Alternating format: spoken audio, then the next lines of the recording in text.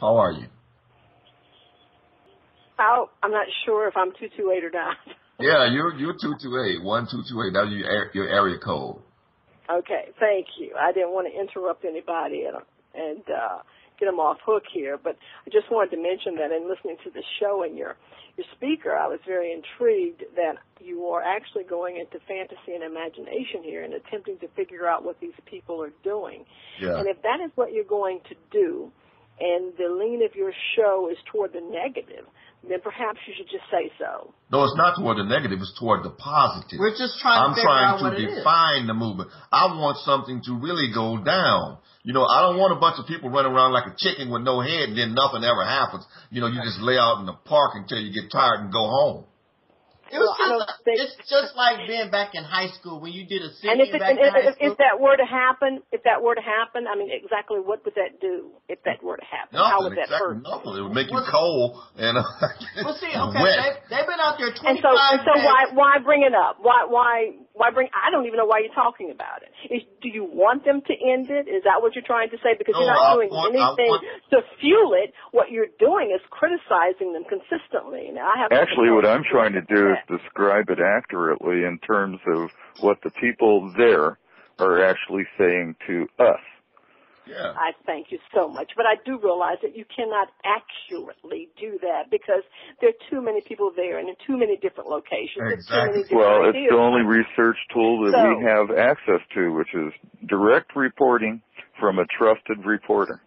Exactly. Yes. Well, you are direct reporting and trusted, but your opinions seem to be just floating in one direction. So I wanted to point that out. Would you be glad to specify that exactly, ma'am? That's pretty nebulous accusation there. Well, it's not nebulous to me. I'm listening to you. Well, please tell me what you are specifically. saying is that you've got how many documents do you have there, might I ask? One or two? No. My name is. People have you polled? Allow me, madam, to introduce myself. My name is S.J., and please refer to me that way.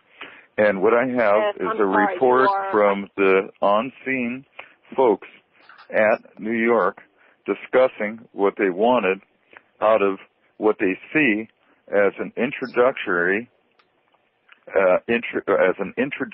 to each other, and a time and period to discuss where they want to take it and what level of reaction they want to have. So that is currently what is occurring.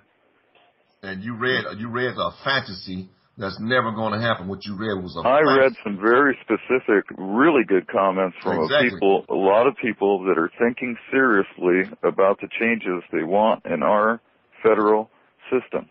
Exactly. I mean, then I'd suggest to you that you didn't pick any good people, perhaps. Pardon me, ma'am. Would you repeat that? How many people did you pick? Well, I can actually get a number on that if you wish. It's a little late. I would like one. It'll take a day or so to get that number, but I can get it for you if you want it. Trust me in this sense. This person has been with me for a long time, is a good friend, knows what I'm asking, and has done as much as he can to come up with a reliable and honest survey of the people he was able to ask their opinion. Let me get another caller in here for a minute. There's another channel, right? Caller 479. Are you there? Hi, this is Alicia. I just wanted to call in and give my insight because I'm a huge supporter of the Occupy movement. So. Okay, all right. I want to hear it. Where's it going? What's it about?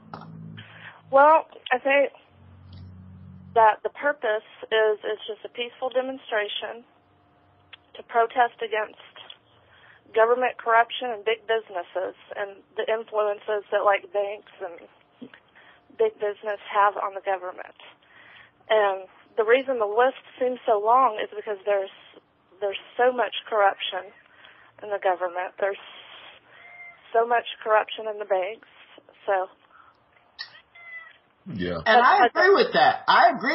I mean, I just wish they could like stay on a narrow focus and then head towards it because I want to know what it's really about because, hey, I might want to join in.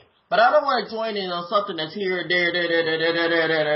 I want to know a direction that they're going in and a reason of what we're doing. Let me tell you, they talking right now that black people are not there at, just a few, and compared to the numbers, blacks and Latinos are not really there. They're not really behind this movement like they should be, being that they're the worst ones hit by all the economic downturn and everything. But black people are not going to get on board with a chicken with no head. You know what I'm saying? And this thing ain't going nowhere. Well, I think you've made your point. What I basically wanted to do is find out what they were interested in changing, not, whether they were going to shoot it out with the local monies, right?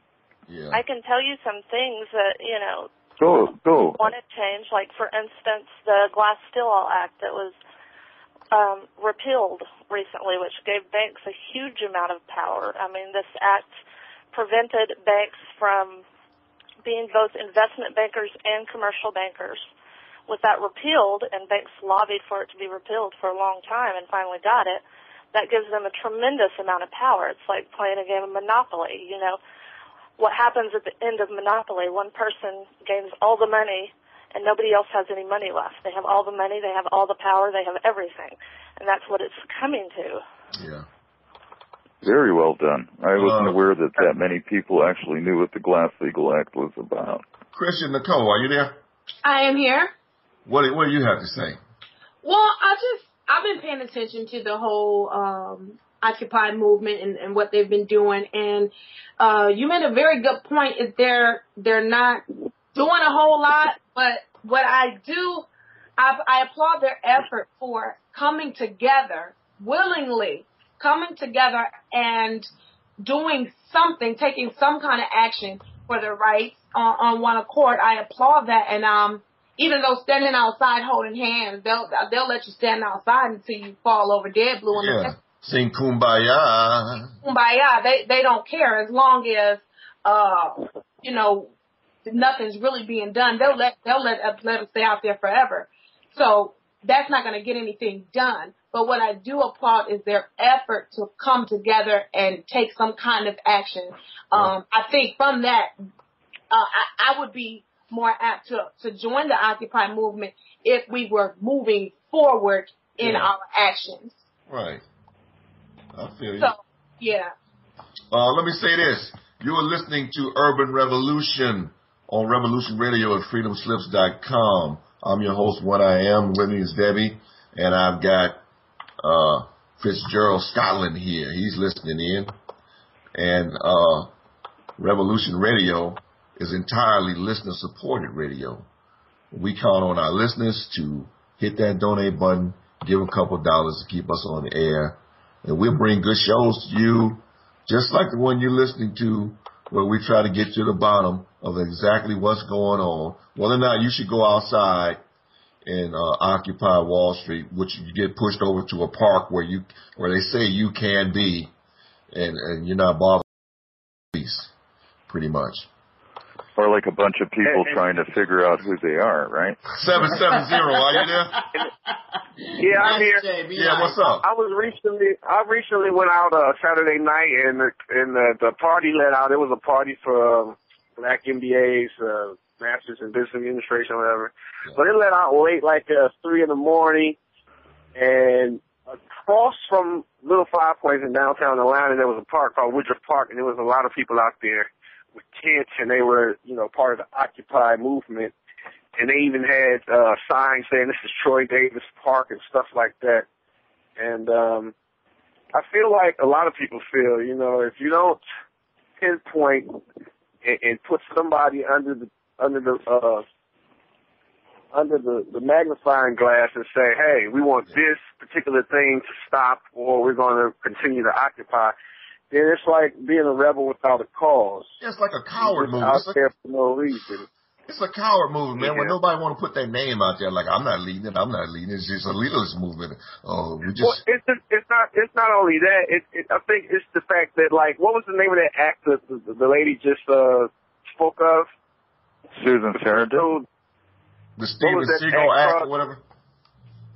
Yeah, you said Steven Spiegel Act. Yeah, something like that. Yeah, go ahead.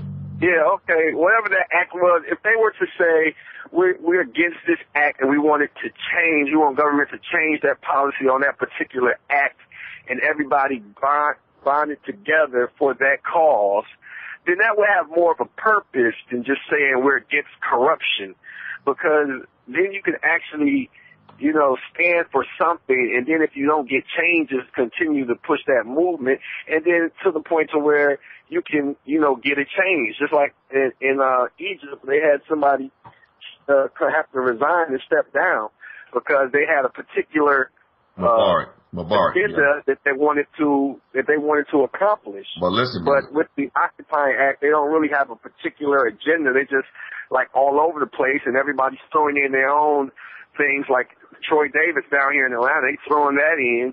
So it's like. Well, let me ask you this. What movement have you ever seen get anything done with no blood spilled? You understand what I'm saying? Even the civil rights movement was bloody. You know what I'm saying?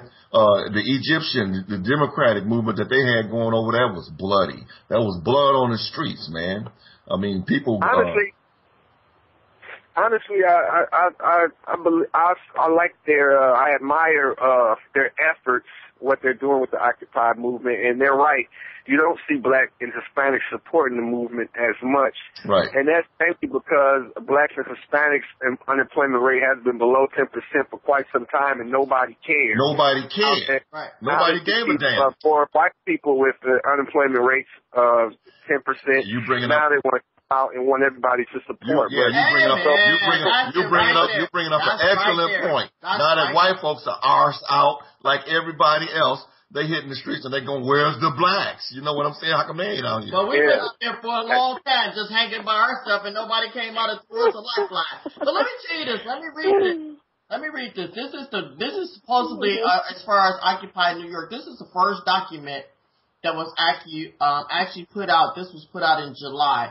They're saying that they want on September the 17th, they want to see 20,000 people flood into lower Manhattan, set up tents, kitchens, peaceful barricades, and occupy Wall Street for a few months.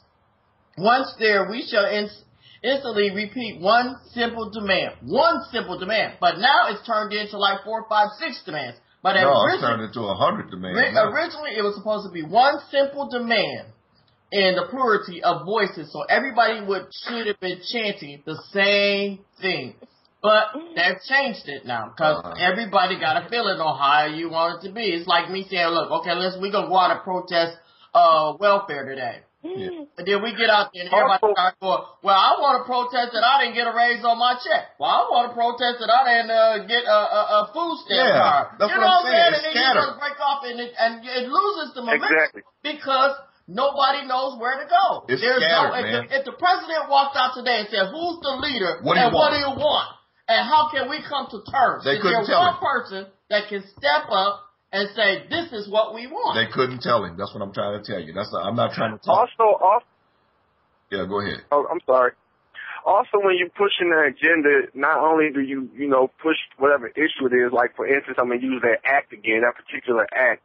When you're saying you want to change that act that, you give all the banks this power, you also have to bring light who supported that act and whose names is in legislation on voting for that act. And you have to shed light on those individuals as well, Yeah. And you have to say this person signed this act along with this person, and this person, and it's an unfair act, and it was in their benefit, and you got to bring all that. You got to put somebody's name on it so someone can be held accountable and responsible for it. And those people will be in the limelight, and they'll have to make a decision to change that act, or they will be affected. Their jobs will be affected by it. But right now, the way that it is, it seems like it's becoming more of a culture. Like a hippie culture. Yeah, hippie culture. Like it's a retro hippie culture coming back, and it's just college kids having fun out of tent, feeling like they're rebels against something. Yeah, let's smoke something. Well, according to this also, this says that right now America is currently unworthy of being called a democracy. Okay, but we've touched on this before. We already know that. America's been unworthy. I mean, this just didn't just happen with Barack Obama's term. It happened a long time ago. We are not in control of anything. Let me tell you, if the government decides that they want to pick a number and say you owe it, and you have nothing to back up your defense, guess